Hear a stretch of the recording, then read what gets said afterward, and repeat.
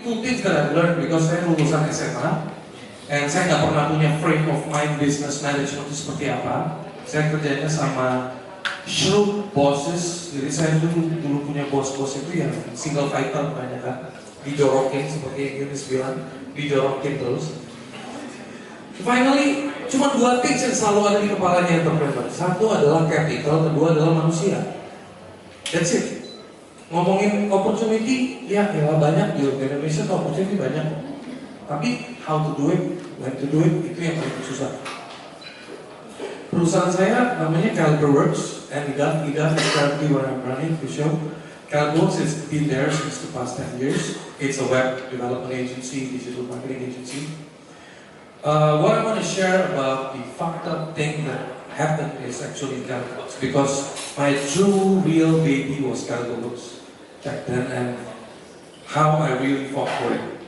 Sama-sama punya stubbornness lah back then. So this is the road of entrepreneurship. So waktu saya bangun CaliberWorks, the fucked up thing was I love helping people. I love helping people. I'm very creative in finding solutions. I found that's my passion. But one thing, I did not know what is coding. I did not know what is design. I did not know that part. All I know is how to convince and understand what my customer needs are and translate that into a product where I can provide to them and communicate. But in that process, I was doing it in outsourcing. Maklum, mulai dari dengkul, jadi nggak punya duit. Jadi outsource dulu. Then I realized outsource ini kayaknya orang nggak punya standarisasi produk. Saya harus mulai hire orang. So the first year I was happy, pertama kali mulai 2007, keluar dari job. Achievement saya satu mobil Avanza, itu pun masih kredit waktu itu. Nah, tapi di tahun kedua saya pikir ini saatnya saya scale up mindset saya lah. Saya mulai hire orang, beraniin diri.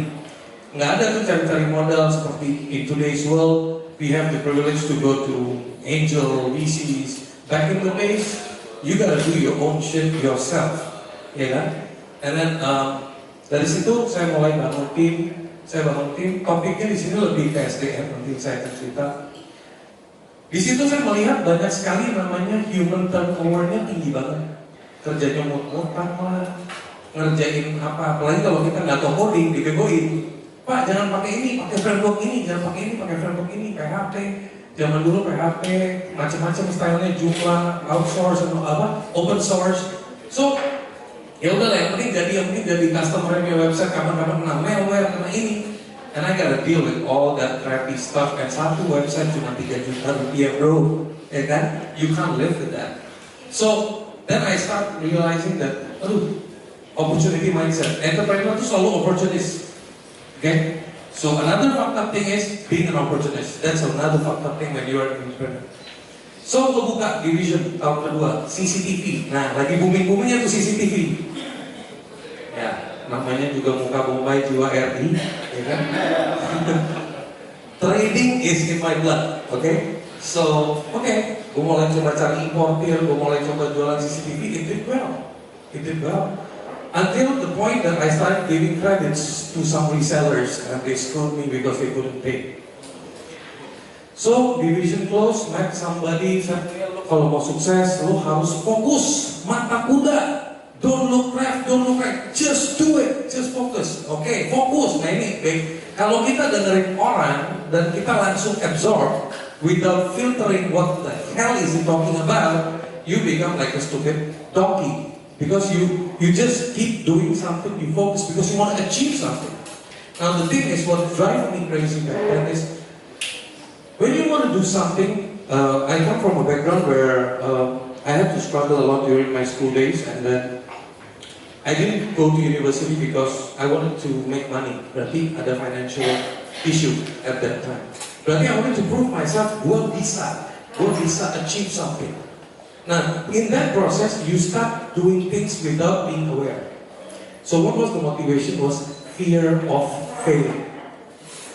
Every time I do something, I'm living with that fear of failing. Tapi I'm motivated. But what happened? I keep failing. That's the part that I studied. Now, in that process, Why did I keep failing? Because when you have that motivation of fear of failing, you do not know how to communicate with anyone. You do not know how to communicate with anyone.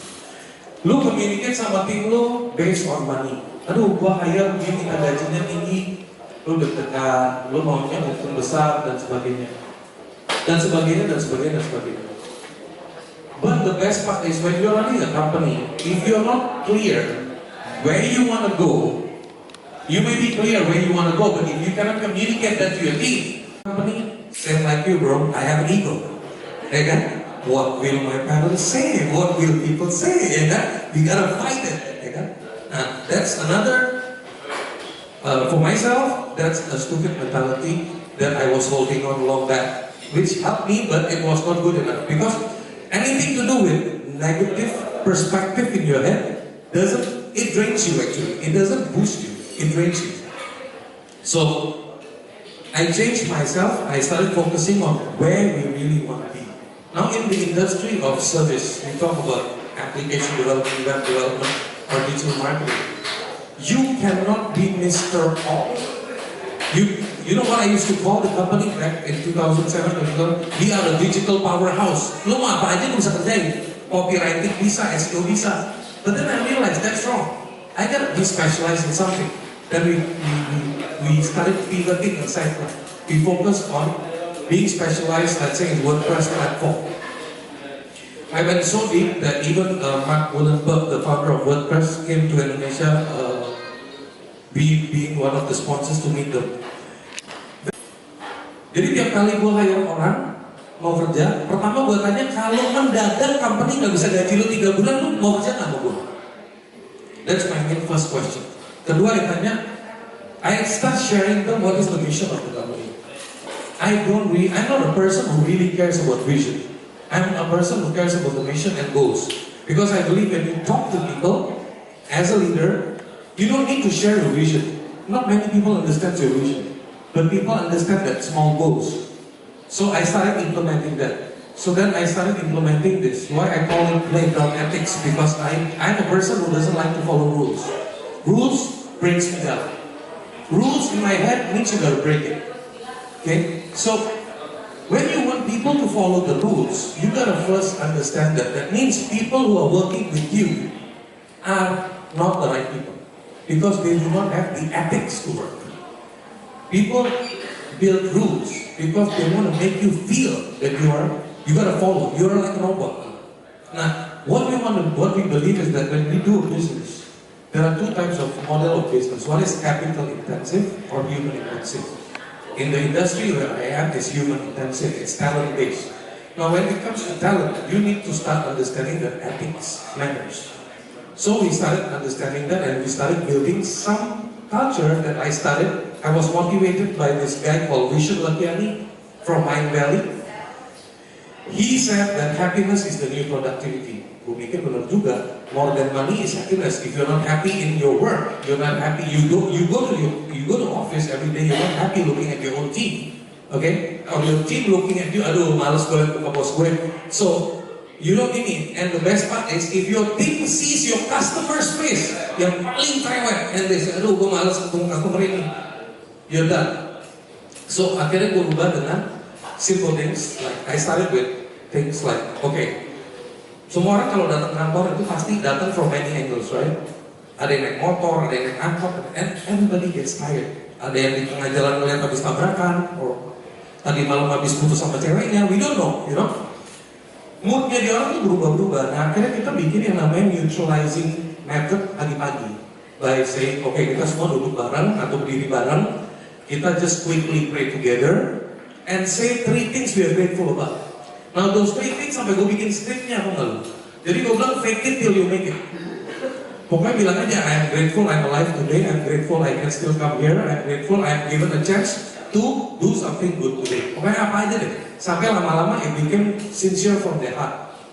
Akhirnya gue build this because I started believing that we live in a country where there is diverse of culture and then multi-religion, multi-race dan sebagainya. So gue bangun yang namanya practice God-centered. Jadi yang namanya teman-teman yang agamanya Muslim, Itu selama kerja di kantor itu, jam sholatnya itu harus sholat berjemaah dan harus rajin. Jadi I don't care about the 15 minutes break every berapa kali ya, kalau dari pagi sampai sore itu 3 kali lah ya, habis sampai maghrib lah ya. Jadi I said if you work with me, guarantee-nya jam sholat lu benar. Kalau urusan sholat subuh itu tanggung jawab lu di rumah. Kalau di sini benar. Nah, loyal to process, kita believe that every Friday kita bikin yang namanya sharing. Karena kalau kita educate kita punya employee, tapi kita nggak pernah follow up sama mereka, juga nggak ada gunanya. So Friday itu kita ambil satu momen di mana kita break dari jam 4 ke jam 6, di mana kita izinin mereka sharing what did they learn new in that week. Ada yang kesel sama customernya, ada yang merasa ter-challenge bikin coding tertentu, solution tertentu. Di situ ada senior and junior bisa interact. Jadi di situ dibangun equality. Nah, appreciate each other. Kita juga punya semacam kayak one check. Modelnya di kantor gua simple sebenarnya.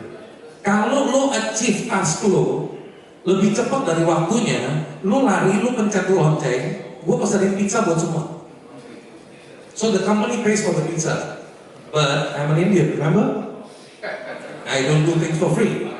We have English speaking day. Kalau lo ngomongnya salah, denda 50.000. Nah itu denda lo kumpulin buat beli pizza. So either way. Why? Because when I deal with international clients, I require my team to be able to understand English and speak English. They don't need to be an expert, but at least they have to. It builds their confidence. Appreciate one another, of course. We build a culture where everybody appreciates one another, supports one another. Yes to new challenges, so we never say no to crazy kind of projects. Like dulu ada satu klien datang ke kita, bro lo bisa bikinin gue tracking system buat kontainer nggak? Karena gue punya agent di seluruh Asia, gue mau bikin nggak? Gue belum pernah gue mainnya di website misalnya. Lu mau interact sama IoT, RFID gimana caranya? Nah tim gue juga kan gak jago-jago banget. But again, when you have friends, you grow. So I have a friend who is in the industry of shipping. So I told my friend, do me a favor, I'm going to send you 3 of my guys for 1 month internship. I'll make for your website for free. But teach him whatever the process of your business so we can develop for our customer. Okay? We got the knowledge, we built for the customer, and the best part, we told the customer, we will give you 20% rebate if you refer to the similar businesses to use the same platform. And from one platform, we actually got 20 customers.